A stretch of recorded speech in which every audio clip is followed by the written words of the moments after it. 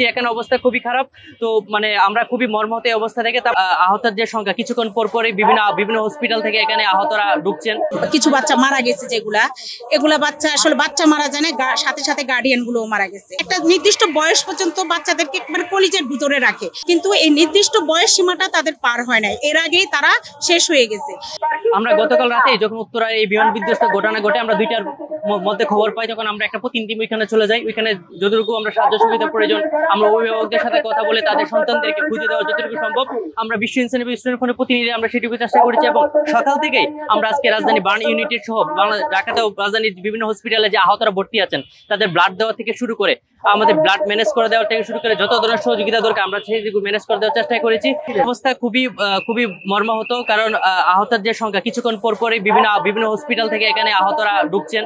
তো আমরা বিশ্ব ইনসানিয়ত চেয়ারম্যান আল্লামা ইমাম হায়াতের নির্দেশনায় আমরা সকাল থেকেই শুধুমাত্র বার্ন ইউনিটে না আমরা প্রতিটা হসপিটাল অবস্থান করি এবং আহতদের জন্য যে ব্লাড যে এই পর্যন্ত, কারণ 24 ঘন্টার পর তাদের ব্লাডটা খুবই প্রয়োজন, কারণ যদি ব্লাডটা তৎক্ষণাৎ না হয় তাহলে তাদের যে স্বাভাবিক পর্যায়ে ফিরে আসাটা খুবই কষ্টদায়ক হয়ে যাবে। তো এটা ম্যানেজ করার জন্য অলরেডি আমরা স্টুডেন্ট ফোন থেকে প্রায় 35 থেকে 40 জনের ব্লাড আমরা এন্ট্রি করেছি এবং আরো এন্ট্রি করার চেষ্টা করছি। তাছাড়া আমাদের রাজধানী ঢাকায় আমাদের যত ফ্রেন্ডসগুলো তাদেরকে এখানে নিয়ে আসার চেষ্টা করছি। এখানে অবস্থা খুবই খারাপ।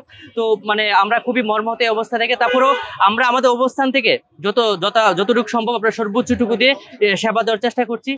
আমি আসলে আসছি আমার ও নেগেটিভ ব্লাড, তা আমার হচ্ছে মেয়ে বলতেছে আম্মু তোমার তো ও নেগেটিভ ব্লাড, তুমি যাও তাদেরকে একটু ব্লাড দিয়ে আসো। তখন আমি ফেসবুকে ঢুকে দেখলাম যে হ্যাঁ ও নেগেটিভ ব্লাড চাচ্ছে।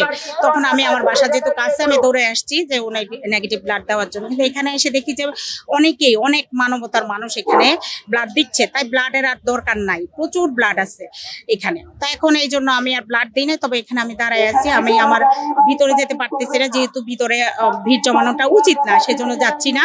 তো এখানে দাঁড়ায় আছি আর আমি আমার বাচ্চাদের কথা ভাবতেছি যে আজকে যদি আমার বাচ্চারা এমন অবস্থায় হইতো তাহলে আমি কি করতাম।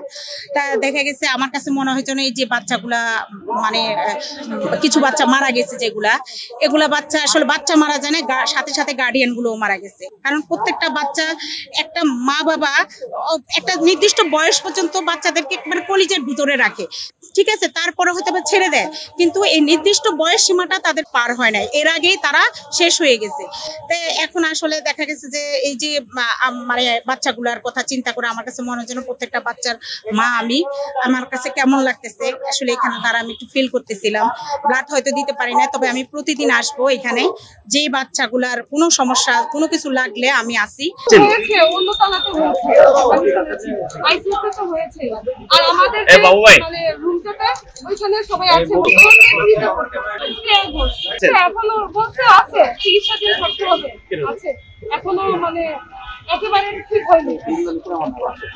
আপনারা সবাই দোয়া করবেন আর অন্যান্য বাচ্চাদের জন্য দোয়া করবেন। আসলে বাচ্চার জন্য খুবই কষ্ট। আমি ওখানে ছিলাম যেখানে মানে বিমানটা ক্র্যাশ হয়, আমি ওখানে মানে ঢুকে দেখি বিমানটা আসে, মানে আমি খুঁজে পাচ্ছিলাম না, পরে আমি অনেক কষ্ট করে খুঁজে পাইছি।